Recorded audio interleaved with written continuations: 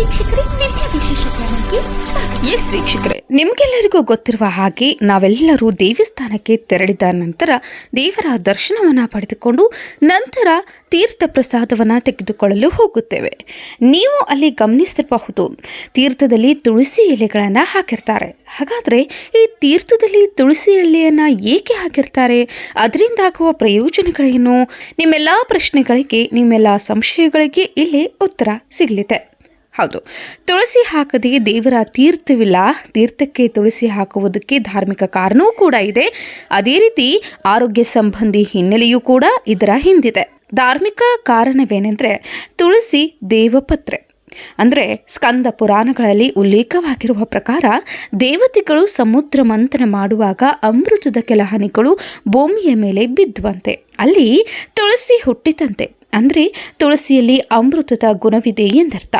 ನಂತರ ಬ್ರಹ್ಮನು ಈ ತುಳಸಿಯನ್ನು ವಿಷ್ಣುವಿಗೆ ಒಪ್ಪಿಸಿದನಂತೆ.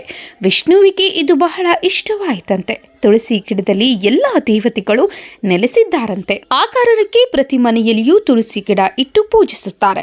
ಆರೋಗ್ಯ ಸಂಬಂಧಿ ಹಾಗೂ ವೈಜ್ಞಾನಿಕವಾಗಿ ನಾವಿಲ್ಲಿ ಇದನ್ನ ನೋಡುವುದಾದರೆ, ತುಳಸಿ ಎಲೆ ಅಥವಾ ಅದನ್ನು ನೆನೆಸಿದ ನೀರನ್ನು ಸೇವಿಸಿದರೆ ಉಸಿರಾಟ ಸುಗಮವಾಗುತ್ತದೆ. ತುಳಸಿಯ ನೀರು ಕುಡಿದರೆ ಕಫ ನಿವಾರಣೆಯಾಗುತ್ತದೆ.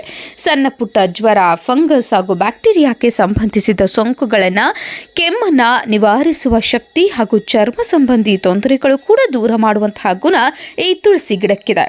ಒತ್ತಡ ನಿವಾರಣೆಗೆ ಮತ್ತು ಕಿಡ್ನಿ ಸ್ಟೋನ್, ಹೃದ್ರೋಗ ಹಾಗೂ ಮಧುಮೇಹವನ್ನು ತಡೆಯುವ ಶಕ್ತಿ ಕೂಡ ಈ ತುಳಸಿಯ ಪತ್ರೆಯಲ್ಲಿ ಇದೆ ಎಂದು ಹೇಳಲಾಗುತ್ತದೆ. ತುಳಸಿಯಲ್ಲಿರುವ ಓಲಿಯೋನಿಕ್ ಆಸಿಡ್ ಯಕೃತ್ ರಕ್ಷಕವಾಗಿದೆ. ಚರಕ ಸಂಹಿತೆಯು ತುಳಸಿಯ ಬಗ್ಗೆ ಪ್ರಸ್ತಾಪಿಸಿದೆ. ಮನದ ಒತ್ತಡವನ್ನು ಕೂಡ ಇದು ನಿಗ್ರಹಿಸುವಂತಹ ಶಕ್ತಿಯನ್ನು ಹೊಂದಿದೆ.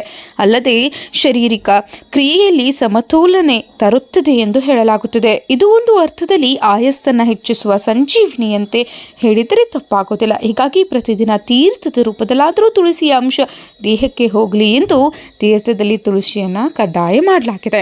ಇನ್ನು ಮತ್ತೊಂದು ಕಾಡುವಂತಹ ಪ್ರಶ್ನೆ ಏನೆಂದರೆ, ದೇವಸ್ಥಾನದ ಹೊರಗಡೆ ನಾವು ಚಪ್ಪಲಿಯನ್ನು ಬಿಡ್ತೀವಿ, ಏಕೆ ನಾವು ಒಳಗಡೆ ಚಪ್ಪಲಿಯನ್ನು ಹಾಕೊಂಡು ಹೋಗಬಾರ್ದು? ಅದಕ್ಕೂ ಏನಾದರೂ ಕಾರಣವಿದೆಯಾ? ಏನಿದರ ಹಿನ್ನೆಲೆ ಅನ್ನೋದನ್ನು ನಾವು ಇಲ್ಲಿ ಗಮನಿಸುವುದಾದರೆ, ದೇವಸ್ಥಾನದ ಒಳಗೆ ಹೋಗುವಾಗ ಕಡ್ಡಾಯವಾಗಿ ಎಲ್ಲರೂ ಚಪ್ಪಲಿಯನ್ನು ಹೊರಗಡೆ ಬಿಟ್ಟೇ ಇರ್ತೀವಿ.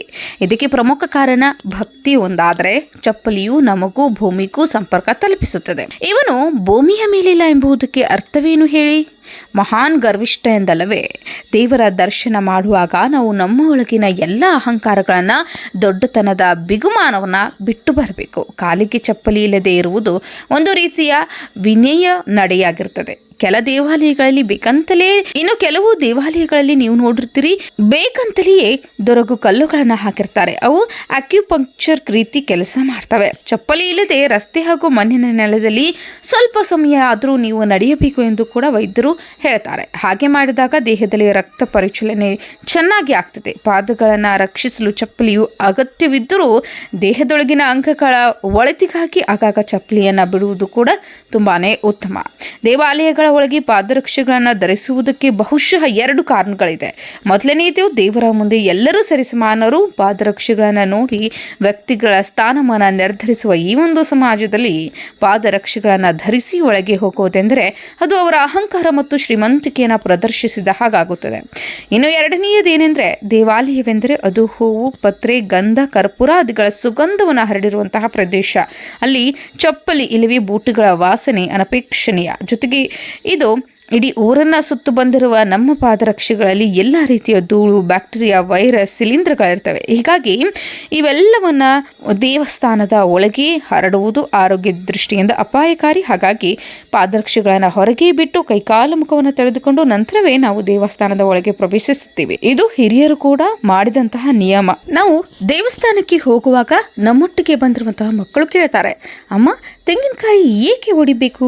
ದೇವರಿಗೆ ತೆಂಗಿನಕಾಯಿಯನ್ನೇ ಏಕೆ ನಾವು ಸಮರ್ಪಿಸಬೇಕು, ಬೇರೆ ಯಾವುದೇ ವಸ್ತುಗಳನ್ನು ನಾವು ದೇವರಿಗೆ ಕೊಟ್ಟರೆ ಆಗೋದಿಲ್ವಾ ಅನ್ನುವಂತಹ ಕೆಲವೊಂದು ಪ್ರಶ್ನೆಗಳಿಗೆ ಇಲ್ಲಿ ಉತ್ತರ ಇದೆ. ಹೌದು, ತೆಂಗಿನಕಾಯಿ ಇಲ್ಲದೆ ಹಿಂದೂ ಧರ್ಮದಲ್ಲಿ ಯಾವುದೇ ದೇವತಾ ಕಾರ್ಯಗಳು ಪೂರ್ಣವಾಗುವುದಿಲ್ಲ. ಉತ್ತರ ಭಾರತದ ದೇವಸ್ಥಾನಗಳು ಅಥವಾ ಧಾರ್ಮಿಕ ಕಾರ್ಯಗಳಲ್ಲಿ ತೆಂಗಿನಕಾಯಿಯ ಬಳಕೆ ಅಷ್ಟಾಗಿ ಇರೋದಿಲ್ಲ. ಆದರೆ ದಕ್ಷಿಣ ಭಾರತದಲ್ಲಿ ಇದರ ಬಳಕೆ ಹೆಚ್ಚಾಗಿದೆ. ದೇವಸ್ಥಾನಕ್ಕೆ ಹೋದವರು ಸಾಮಾನ್ಯವಾಗಿ ಹಣ್ಣುಕಾಯಿ ಮಾಡಿಸದೆ ಬರೋದಿಲ್ಲ, ಅದು ನಿಮಗೂ ಕೂಡ ಗೊತ್ತಿದೆ. ಹಣ್ಣುಕಾಯಿ ಮಾಡಿಸುವುದಂದ್ರೆ ದೇವರಿಗೆ ತೆಂಗಿನಕಾಯಿ ಹಾಗೂ ಹಣ್ಣಿನ ನೈವೇದ್ಯ ಮಾಡಿ ಅದರ ಪ್ರಸಾದವನ್ನು ಸ್ವೀಕರಿಸ್ತಾರೆ.